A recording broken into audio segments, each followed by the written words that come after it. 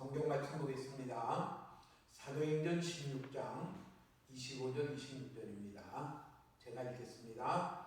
한밤중에 바울과 실라가 기도하고 하나님을 찬송하며 죄수들이 듣더라. 이에 갑자기 큰 지진이 나서 옥토가 움직이고 문이 곧 다 열리며 모든 사람의 매인 것이 다 벗어진지라. 아멘. 어느덧 2021년도 다 지나가면서 이제 2022년을 곧 바라보게 되었습니다. 오늘 이 본문의 말씀을 가지고 2022년을 향해서 우리가 어떻게 시작을 할까 한번 살펴보려고 합니다. 본문의 내용은 우리가 잘 아는 성경 내용입니다. 바울과 실라가 유럽으로 선교를 가서 첫 방문지가 빌립보 지역입니다. 그들이 길을 갈 때에 귀신 들린 여자가 바울 유명을 따라다니면서 이들은 위대한 하나님의 종이라고 하였습니다. 말은 틀리지 않았지만은 귀신이 들린 여자의 말이 옳다는 것을 인정하게 되면은 다른 사람들이 귀신의 말을 듣게 하는 결과가 나올 것을 보고 바울이 귀신을 그 여자에게서 쫓아보냅니다. 귀신 들린 여자가 점치는 것을 통해 돈을 많이 벌던 주인이 자기의 돈벌이가 끊어진 것에 분노해서 바울과 실라를 붙잡아다가 로마의 법에 반대하는 풍속을 전한다고 고발하여 바울과 실라를 많이 때린 후에 그들을 감옥에 던져 넣었습니다. 바울과 실라가 깨어나서 밤중에 깨어서 기도하고 하나님을 찬송할 때에 갑자기 큰 지진이 나서 옥토가 움직이고 문이 다 열리며 모든 사람들의 묶은 것이 다 벗어졌습니다. 간수가 놀라서 와서 문이 열린 것을 보고 필경 죄수들이 다 도망했구나 하면서 자살하려고 할 때에 바울이 우리가 다 여기 있으니 내 몸을 해하지 말라고 했습니다. 간수가 불을 켜보니 모든 죄수들이 다 있었습니다. 두려워서 바울에게 우리가 어떻게 해야 하느냐고 물을 때에 바울이 주 예수를 믿으라. 그리하면 너와 네 집이 구원을 얻을 것이다 라고 말하며 그때에 간수와 그 가족들이 그날에 다 예수님을 믿고 침례를 받은 구원 얻은 사건이 기록되어 있습니다.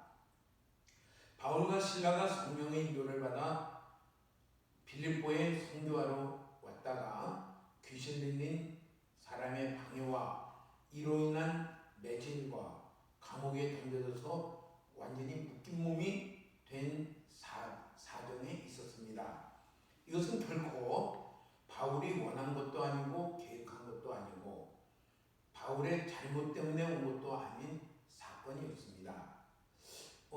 요즘 우리나라 또 대한민국과 전 세계는 코로나 바이러스로 인해서 코로나 바이러스에 감염이 되어 있는 사람, 또 격리되어 있는 사람, 또 전염이 될까 공포가 되어 있고 두려워서 사람들의 왕래도 적고 모이기도 힘들고 모이면서도 안전할까 하는 두려움이 있습니다.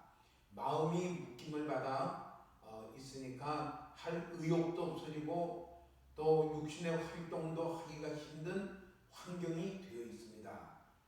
그렇다고 이런 상황이 한두 달 안에 금세 끝날 것 같지도 않고 어느덧 2년이 되었습니다.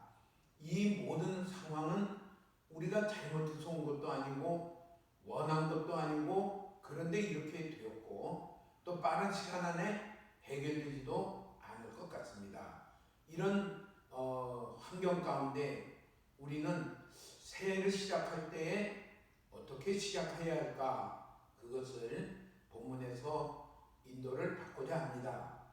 바울과 실라는 영문도 모르고 많이 매를 맞았고 정신을 잃었다가 밤중에 겨우 일어나서 그들이 몸도 힘들고 마음도 힘들고 또 분위기는 감옥이었습니다. 분위기도 힘든 가운데 그들이 처음에 한 일은 하나님께 기도했습니다. 하나님을 부르며 찬송하기를 시작했습니다. 있습니다. 쉽지 않았을 것입니다. 겨우 시작했을 것입니다.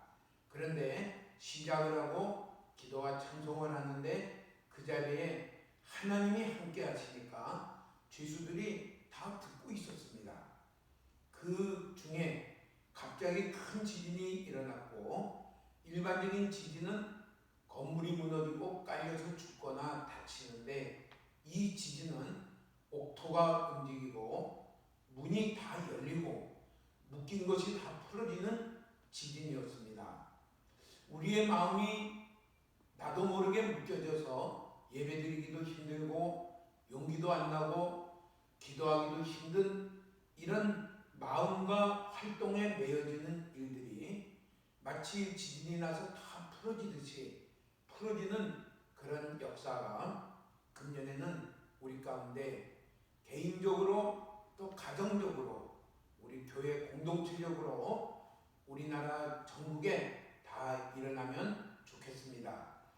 이렇게 묶여 있으면은 또 분위기가 감옥 안에 있으면은 어떤 것도 하려는 마음도 생기지 않고 쉽게 체념하고 그러면 더욱더 침체해지기 쉽습니다. 다른 사람들과 만나서 기도회를 한다는 것도 어렵습니다. 여기에 말한 대로요. 다른 사람들이 하는데 내가 참석하는 것은 이제는 안 됩니다. 누가 해야 됩니까? 내가 스스로 힘들지만은 겨우겨우라도 시작을 해야 됩니다. 바울과 실라가 육신은 많이 매를 맞아서 움직이기도 힘들고 마음도 힘들고 분위기도 감옥이지만은 그들은 기도와 찬송을 시작을 했습니다. 여기에 하나님이 함께 하시는 역사가 일어났습니다. 2022년은 결코 우리에게 쉬운 해가 되지 않을 것 같습니다. 우리가 스스로 기도와 찬송을 하지 않으면 우리는 나도 모르는 사이에 침체에서 더 침체 속으로, 무서운 침체 속으로 빠져들어가는 해가 될 수도 있습니다. 우리는 새해를 맞이하면서 무엇을 하기로 작정을 하고 또 꾸준히 계속하시겠습니까? 우리의 삶에 지진이 일어나 터가 흔들리고 막혔던 문이 열리고 매여있던 모든 것들이 풀리는 역사가 일어나기까지 우리는 기도와 찬송으로 시작하며 계속하여야 하겠습니다.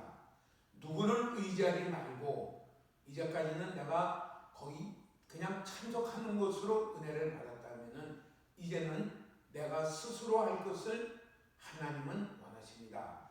나 혼자라도 부부가 같이 가족이 함께하면 더 좋겠습니다.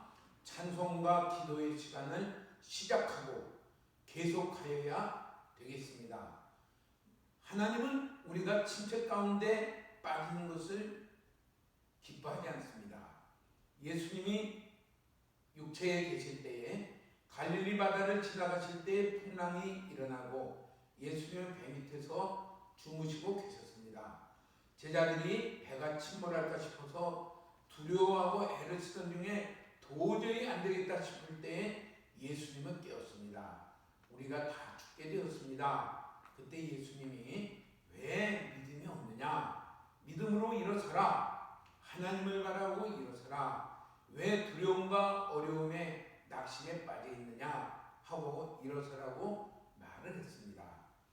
예레미야 구약시대의 예레미야 선지자 때는 하나님의 나라인 이스라엘 나라가 바벨론에게 완전히 점령을 당하고 건물들은 다 부서지고 웬만한 사람은 다 붙잡혀가고 전쟁터에 죽고 그런 일들이 되어 있었습니다. 그때 예레미야를 통해 하나님이 말씀을 했습니다. 예레미야 29장 11절에서 13절에 보면은 이렇게 말씀을 했습니다. 잠깐 한번 찾아보시면 좋겠습니다. 제가 읽어보겠습니다. 여호와의 말씀이니라. 너희를 향한 나의 생각을 내가 아나니 평안이요 재앙이 아니니라. 너희에게 미래와 희망을 주는 것이니라. 너희가 내게 부르짖으며 내게 와서 기도하면 내가 너희들의 기도를 들을 것이요 너희가 온 마음으로 나를 구하면 나를 찾을 것이요 나를 만나리라. 결단코 하나님의 생각은 우리의 환경은 참담하기 짝이 없는 이스라엘 백성들의 처한 상황이지만은 하나님의 생각은 그렇지 않았습니다. 밝았습니다. 뭐라고 말합니까? 평안이요 재앙이 아니니라. 너희들에게 미래가 있고 희망을 주는 것이다. 이걸 소망을 가지고 이 약속을 붙들고 하나님을 찾으며 하나님 앞에 와서 부르짖으며 하나님께 기도하며 온 마음으로 하나님을 구하라. 그래야만 만날 것이다. 이 일들이 이루어질 것이다. 약속을 했습니다. 우리요 환경이 그러니까 이제는 기도회도 없고 예배도 그저 그냥 영상으로 드리고 이렇게 지나면은 무서운 침체에 빠집니다. 일어서야 돼요. 개인으로 가정으로 부부가 또 공동체적으로 기도하며 예배하는 자리로 우리는 출발하시기를 바랍니다. 신약 성경에도 야고보서 4장 8절에 이렇게 말했습니다. 하나님을 가까이 하라. 그리하면 너희를 가까이 하시리라. 길은요 하나님을 가까이 하는 데 있습니다. 하나님을 가까이 하는데 어떻게 시작을 할까? 오늘 본문에 있는 대로 빌립보 감옥에서 바울과 실라가 한 대로 기도와 찬송으로 시작을 하며 더 나아가 손을 깨끗이 하고 마음이 성결하게 되는 자리까지 나아가시기를 축복합니다. 이사야 62장에도 보면 이사야가 예언하기를 황무지가 된 예루살렘을 향하여 예언하기를 이렇게 예언했습니다. 너희는 버림받은 자들이 아니다. 너희는 황무지가 아니다. 하나님은 너희를 헵시바라 뷸라라 생각하시고 하나님이 너희를 기뻐하며 마치 신랑이 신부를 기뻐하듯이 하나님이 기뻐하는 땅이 될 것이다. 이 약속을 하고 이 약속을 가지고 너희는 성벽 위에 파수꾼을 세우고 주야로 잠잠하지 않게 기도하라. 여호와로 이 약속을 기억하시게 해라.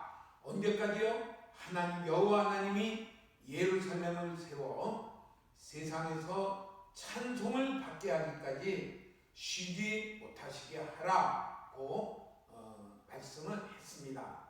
우리에게 저절로 되는 것은 없습니다. 저절로 있고 그냥 하나님의 약속이 우리 가운데 과실과 같이 떨어지기를 원한다면 그건 그렇지 않습니다. 하나님의 약속과 초청이 있는 가운데 우리는 그 약속을 붙들고 하나님께 가까이 하나님을 향하여 나아가는 저와 여러분이 되셔야 하겠습니다.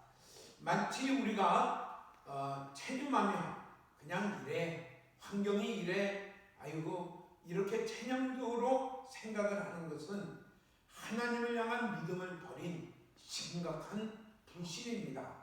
거기는 어떤 하나님의 약속도 이루어지지 않습니다. 그 새해는 우리의 환경이 어떤 환경이든지 그걸 내 나름대로 풀어보려는 것이 아니라 바울과 실라와 같이 그 환경이 감옥 안에 매를 맞아 힘든 가운데 있지만은 겨우겨우 정신을 깨어서 기도하고 찬송하듯이 그렇게 시작하시는 우리가 되시기를 축복합니다. 그럼 어떻게 기도할 것인가? 그것을 우리는 성경에서 예수님이 우리에게 가르치신 기도를 내용을 붙들고 그렇게 하려고 시작하십시오. 그리고 예수님이 기도하시던 모습을 성경에서 찾아보고 우리도 그렇게 기도하기를 자가 되기를 구합니다 하면서 하나님께 은혜를 구하며 나아가시면 크게 도움이 되겠습니다. 마태복음 6장 9절에서 13절에는 제자들에게 예수님이 너희는 이렇게 기도하라 하면서 기도를 가르쳐 줍니다. 맨 먼저 하늘에 계신 우리 아버지여 눈을 하나님께로 돌려라. 하나님을 바라봐라. 그분은 하늘에 계신 분이며 그분은 우리의 아버지십니다. 이걸 붙들고요. 우리 힘으로는 우리의 지혜로는 우리의 능력으로는 할 수 없지만은 하나님은 능치 못하심이 없습니다. 예수님이 그렇게 말했잖아요. 능치 못함이 없다. 예수님은 능치 못함이 없습니다. 저 산을 옮겨 바다에 옮기라면 그것이 그대로 옮겨질 것이요, 겨자씨 하나만한 믿음이 있으면 이 일들이 이루어질 것이다. 우리요, 하나님의 하신 일을 기대하며 하늘에 계신 아버지를 바라보며 그분은 우리의 아버지십니다. 지극히 우리를 사랑하시고 우리의 기도를 들으시는 아버지십니다. 우리요, 하늘에 계신 아버지를 끊임없이 바라보는 자가 되길 바랍니다. 그리고 다음에 이렇게 말했습니다. 이름이 거룩히 여김을 받으시오며, 하나님, 나를 통해서, 나의 하는 일을 통해서, 우리 가정을 통해서, 우리 교회를 통해서 하나님께 영광 되기를 원합니다. 하나님이 얼마나 지혜로우시며 얼마나 사랑이 풍성하시며 얼마나 능력이 있으시며 그분은 하나님이신 것을 나타나는 일들이 일어나기를 구합니다. 기도하십시오. 하나님의 나라가 임하시오며, 하나님의 나라가 우리 가정에도 우리 교회에도 우리 나라에도 어느 곳마다 나와 관련된 모든 곳에 하나님의 나라가 이루어지기를 소원합니다. 기도하시라고 했습니다. 그 다음에 뜻이 하늘에서 이룬 것 같이 땅에서도 이루어지이다. 우리의 소원은 그저 하나님의 뜻만 이루어지기를 소원하십시오. 성경에는 사로잡는 자는 사로잡힐 것이요, 내 욕심과 나의 탐욕을 생각을 하고 가면은 우리는 분명히 거기에 덫에 걸리게 되어 있습니다. 오직 하나님의 뜻만 이루어지기를 원합니다. 하나님의 뜻이 무엇인지 제가 알 수 있는 은혜를 주시고 분별력을 주시고 그 하나님의 뜻에 제가 순종할 수 있는 단마음으로 순종하는 그런 은혜를 제게 주시옵소서 하고 나아가면요, 전능하신 하나님이 우리와 함께 하십니다. 그렇게 기도를 해라. 그러면서 그 다음에는 오늘날 우리에게 일용할 양식을 주옵시고, 우리는 모르지만은 우리는 다 하나님의 보호와 하나님의 은혜와 하나님의 축복으로 지금 이제까지 왔습니다. 또 우리에게 필요한 것은 무엇입니까? 하나님의 보호와 하나님의 은혜와 하나님의 인도와 하나님의 축복이 우리는 여전히 필요한 우리들입니다. 그래서 야베스의 기도에는 그렇게 말하지 않았습니까? 하나님, 제게 복의 복을 더하여 주시옵소서. 제 지경이 넓어지기를 원합니다. 저에게 있는 모든 환난과 근심이 제하여지기를 구합니다. 날마다 하나님께 은혜를 구하시며 더 강구하시기를 구합니다. 이것이 우리의 기도다, 이렇게 말했습니다. 야고보서 1장 5절에는 이렇게 말씀했습니다. 주님이 너희에게 지혜가 부족하거든 모든 사람에게 후히 주시고 꾸짖지 아니하시는 하나님께 구하라. 그리하면 주시리라고 하셨습니다. 하나님, 제가 감당할 수 있는 지혜를 주시고 감당할 수 있는 능력을 주시고 감당할 수 있는 은혜를 주시옵소서. 쉼없이요, 우리는 하나님께 은혜를 구하며 나아가는 자가 되기를 축복합니다. 여기에 우리가 관건이 무엇입니까? 나는 부족한 자입니다. 찬양해도요, 오늘 하루 살아가기에도 저는 매우 연약하고 힘이 듭니다. 그래서 저는 오늘도 하나님의 은혜를 구하며 하나님께 간구합니다. 이것이 우리 가운데 기도해라, 이렇게 말했습니다. 그 다음에 기도는 우리에게 죄 지은 자를 사하여 준 것 같이 우리 죄를 사하여 주옵시고, 우리가 어떻게 구원을 받았는지 늘 생각하는 가운데 우리의 할 일은 용서하는 일입니다. 우린 사람과의 관계에서 또 우리가 불완전한 이 세상을 살아가면서 우리는 얼마나 참 많이 힘든지 모릅니다. 마음이 힘든 일들을 많이 만납니다. 그런데 언제나 생각할 것은 나 같은 죄인도 구원하신 그 하나님의 사랑이 오늘도 내게 부어져서 내가 저분을 예수님의 이름으로 용서합니다. 그리고 축복합니다. 이 자리를 이렇게 모든 사람을 상대하고 반응하라 이렇게 말을 합니다. 2021년에 묵혀있던 그 불편한 마음이 2022년까지 가지 마십시오. 가기 전에 다 이 시간에 기억나는 대로 아무개를 용서합니다. 그리고 그분이 하나님의 축복받기를 축복합니다. 아무개를 또 용서합니다.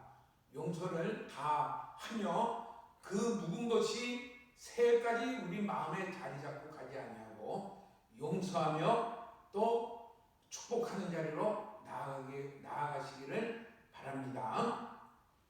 야고보서 4장 2절에는 이렇게 말했습니다. 사랑 가운데 서로 용납해라. 이것이 우리를 부르신 부르심에 합당한 생활이다.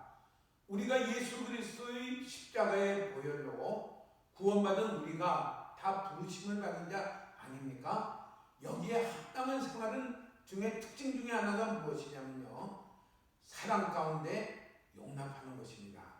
용서하는 것입니다. 그 일은 쉽지 않아서 뭐라고 얘기하냐면요, 오래 참음으로 계속 그렇게 하려고 해라 그랬습니다.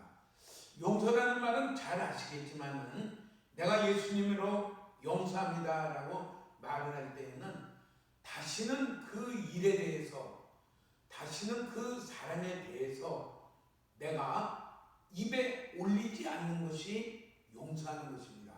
내 마음에 그 일이 다 지나가 버렸고 내 입에 아이고 아무개 그때 그런 일도 했어, 아이 그 사람 그런 사람이야 라고 무의식적으로 나오는 그 일들이 우리 가운데서 다 끊어지며 또 그 사람을 오히려 축복하는 자리로 갈 때에 우리를 베풀어 주신 십자가로 말미암은 용서와 우리에게 주시는 하나님의 축복의 은혜가 우리 가운데 더 풍성하게 누리게 되어질 것이며 성령님이 우리 가운데 더 많이 일하시고 역사하실 것입니다. 새해는 그렇게 되기를 기도하며 그렇게 되는 자로 나아가시길 바랍니다. 그 다음에는 이렇게 말씀했습니다. 시험에 들게 하지 마옵시고 다만 하기서 구하옵소서.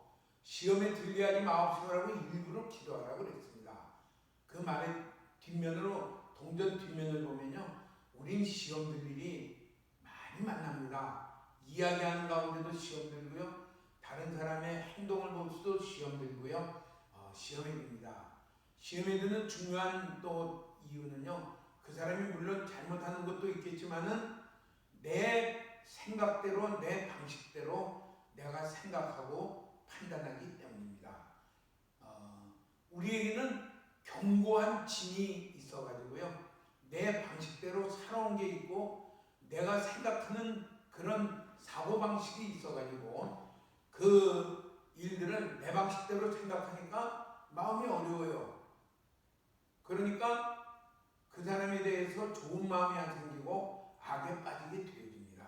거기서 나가라. 하나님의 관점에서 볼 수 있도록 속히 말하거나 빨리 행동하지 말고 하나님의 관점을 찾아라. 그것이 시험에 들지 말고 악에서 구하옵소서. 악에서 구하옵소서. 그렇게 우리는 발상이 전환되시는 2022년 되기를 축복합니다. 구약 성경에 보면 요셉이라는 사람이 있어요. 야곱의 11번째 아들인데 형들이 그 요셉을 죽이려고 하다가 팔아먹었습니다. 그래서 애굽 나라의 종으로 팔려와서 억울하게 옥살이도 하고 무지하게 고생합니다. 그러다가 애굽 나라의 총리가 되었는데 흉년이 드는 가운데 형들이 그를 찾아왔어요. 양식을 구하려고 찾아왔습니다. 우리 식으로 하면 어떻게 됩니까? 그 이 얼마나 요즘이 시험 들기가 쉬운 상황입니까? 저 형들에게 그 자기에게 악한 일을 한 그 형들에 대하여 시험 들며 그러면 쉽게 악하게 대할 수가 있었습니다. 근데 요새 그렇지 않았어요. 왜 그랬어요?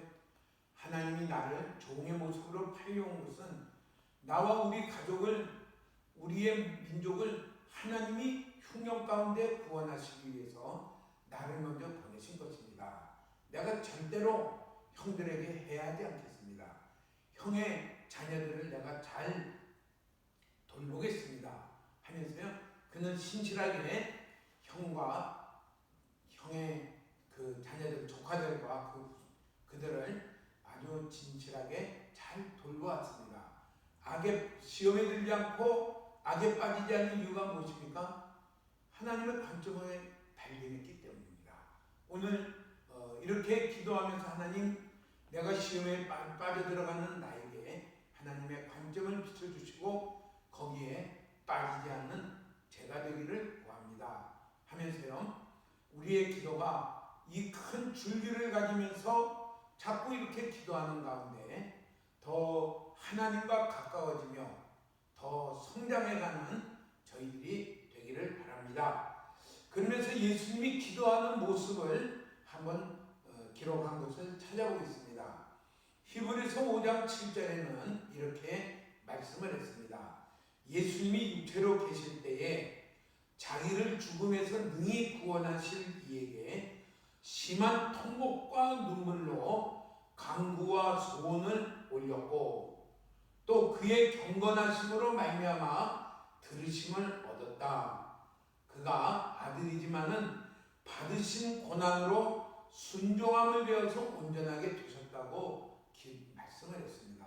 예수님이 겟세마네 동산에서 기도하시는 모습을 기록을 했는데 어떻게 우리는 기도해야 될까? 하나님의 아들이 자기를 구원하실 아버지 하나님께 심한 통곡과 눈물로 간구와 소원을 올렸다 이랬습니다.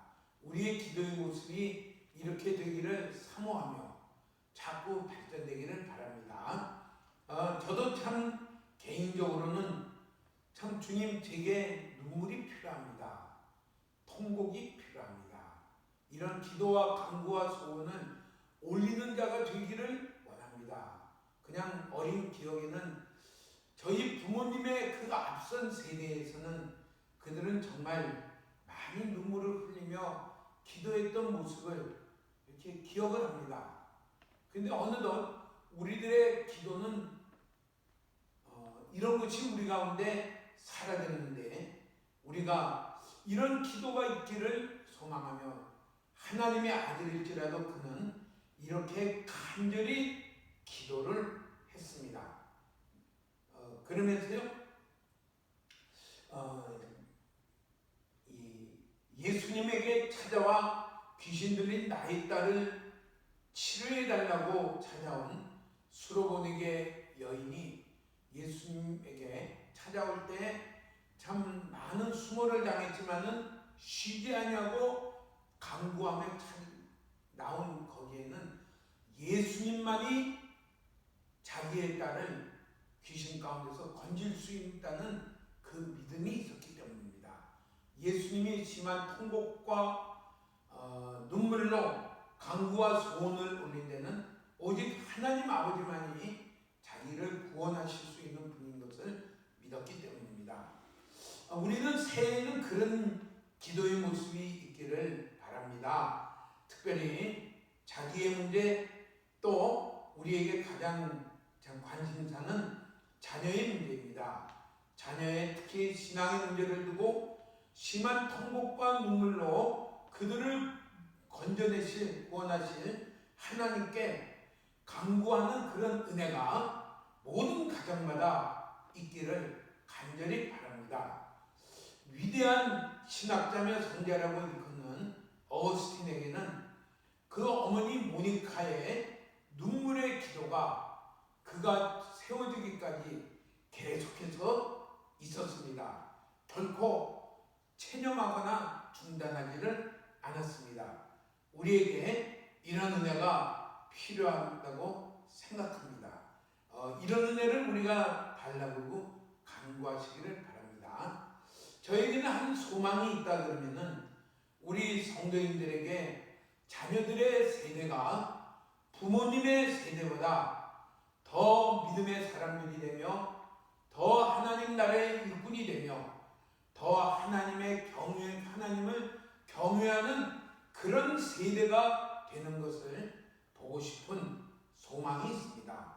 이런 소망 가운데 통곡과 눈물로 간구와 소원을 올리는 우리 모든 서강교회 성도님들과 부모님들이 되시기를 축복합니다. 그러면서 눈물로 간구와 소원을 드린 것으로 끝난 것이 아니라 경건함으로 기도가 들으심을 얻었다 이랬습니다. 그가 예수님이 기도하면서 내 뜻대로 하지 마시고 아버지 뜻대로 하옵소서 하며 철저하게 하나님 중심으로 갖고 고난으로 순종함을 배워서 온전하게 되었다 그랬습니다. 두 가지가 심한 통곡과 눈물로 간구와 소원을 올리는 가운데 두 가지가 더 있었어요. 경건함과 또 순종함으로, 고난 가운데 순종함으로 배워서 온전하게 되었다 그랬습니다.